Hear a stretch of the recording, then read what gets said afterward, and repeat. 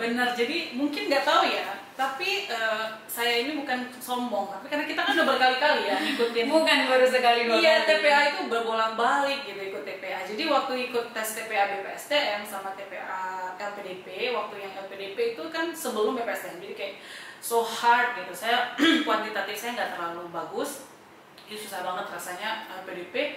Nah ketika beasiswa BPSDM pas minggu berikutnya kalau nggak salah jadwalnya, ditanyain ke teman-teman gimana sel, biasa teman-teman yang tes berikutnya kan pasti pada nanya mau kisi-kisi gitu kan.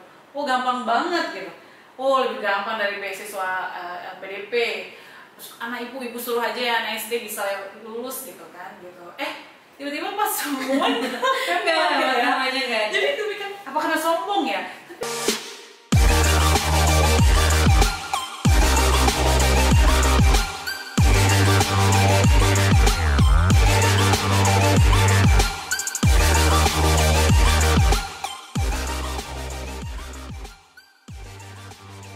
Kemudian yang kita lanjut ke ini, yang ini pernah gagal teman-teman. Tuh jangan gagal yang dulu ya, gagal yang tahun 2021 aja.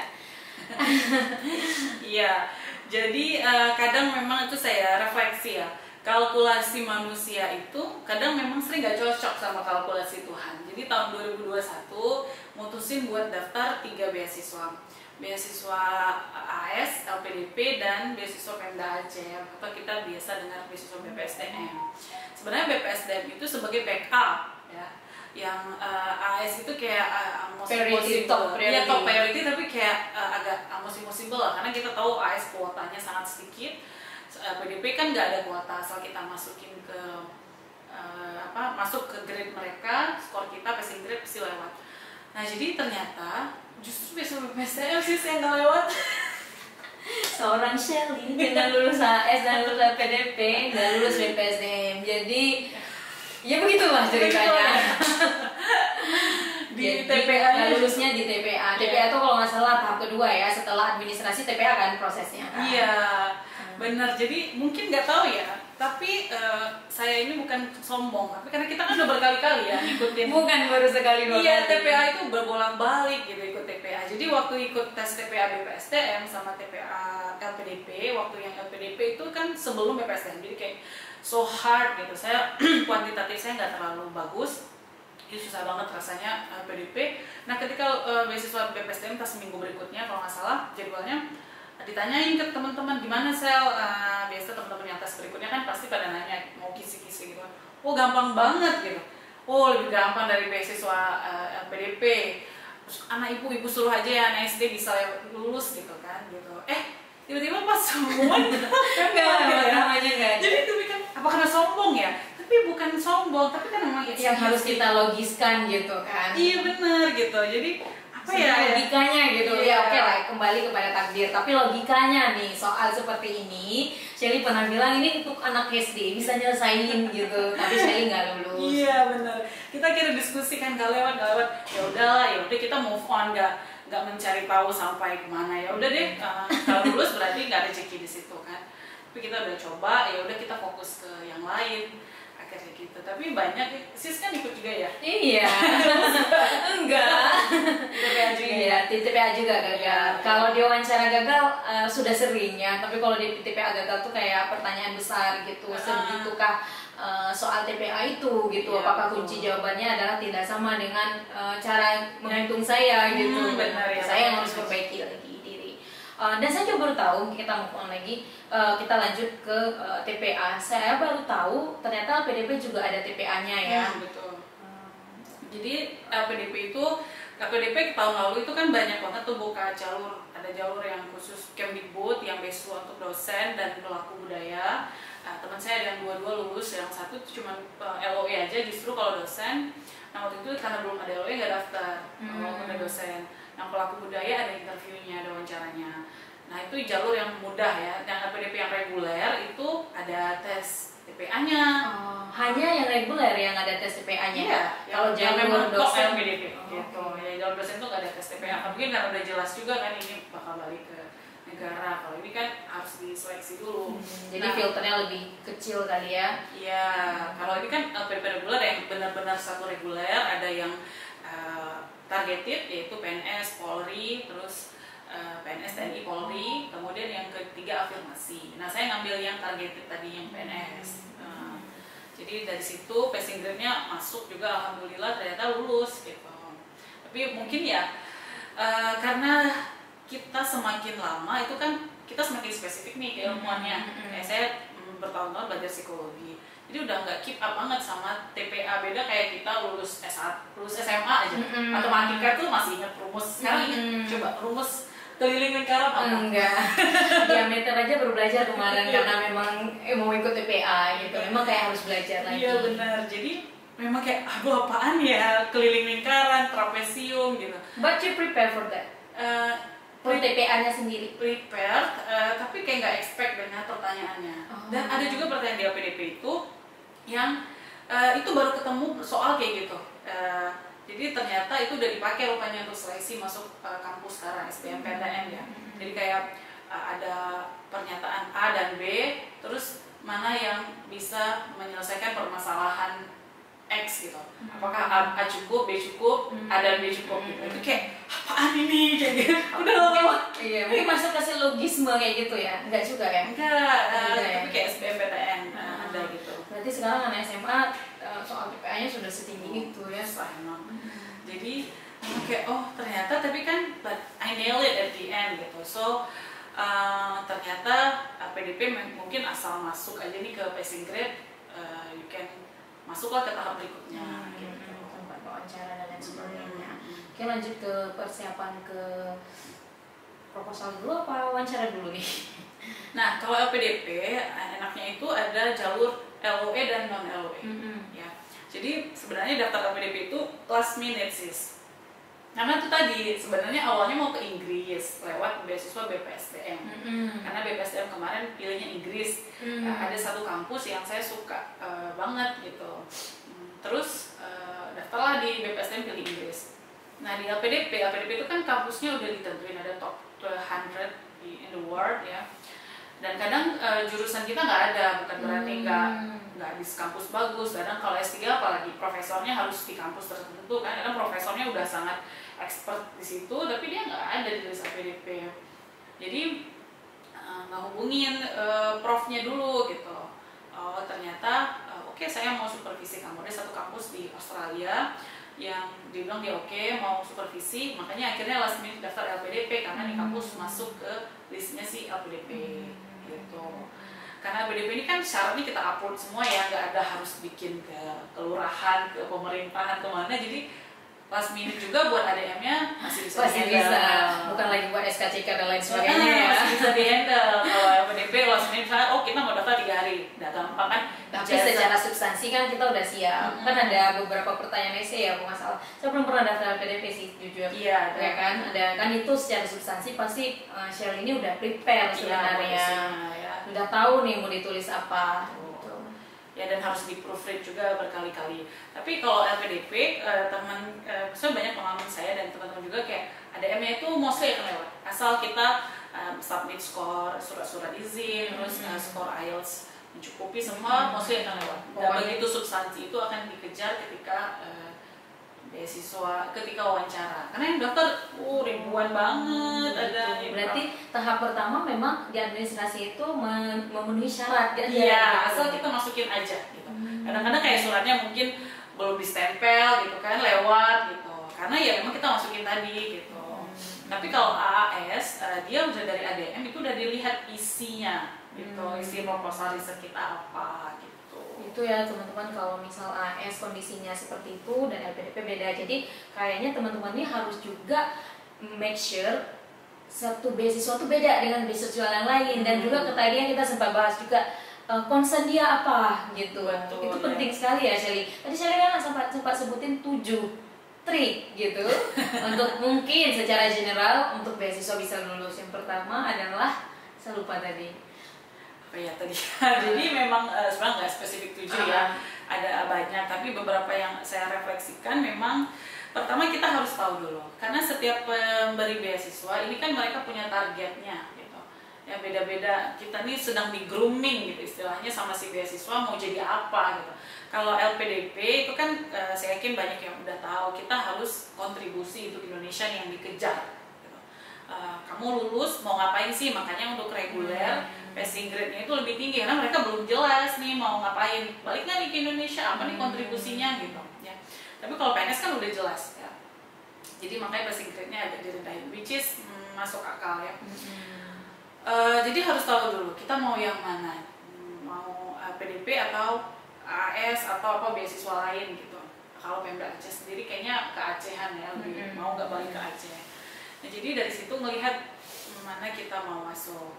Setelah itu kita sesuaikan dengan kemampuan, tadi bahasa Inggris udah pasti ya, bahasa Inggris mau yang PDP syaratnya apa? Dan kalau bisa agak tinggi gitu ya, itu akan menjadi lebih daya tarik ya, bergen yang tinggi ya. Ya, kompetitif ya, kompetitif. It shows you really strive to be in this place, to get this thing. Gitu. Jadi kayak LPDP itu lebih sulit loh bahasa Inggrisnya, syaratnya lebih tinggi dari lebih tinggi ya. AS. Karena gini, Shelly, saya lihat beberapa teman-teman tuh memang nggak salah sih, dia bilang nggak apa-apa nggak usah concern sekali dengan IELTS, yang penting masukin dulu aplikasi. Menurutku IELTS tuh lah kuncinya. Gitu, atau ITP dan lain sebagainya, kemampuan bahasa Inggris itu kuncinya, karena kayak itu butuh proses yang panjang loh buat kita bisa dapat nilai yang bagus itu gitu. Dan kulihat banyak teman-teman yang memang akhirnya mendapat kesempatan LPDP, AS itu ternyata yang IELTS-nya memang bukan IELTS kecil-kecilan gitu, maksudnya bukan kecil, bila pun ada dia ada kondisi lain ya, PNS misalnya tadi. Betul. Jadi kalau memang teman-teman kondisinya adalah saya tidak punya privilege atau tidak punya kelebihan lain yang tinggi, ya IELTS-nya itu ditinggiin aja gitu. Ya, itu benar Betul kan? setuju ya. Dan karena banyak yang bilang nggak apa-apa IELTS-nya, aku pikir enggak nih. IELTS-nya tetap harus difokuskan. Ya.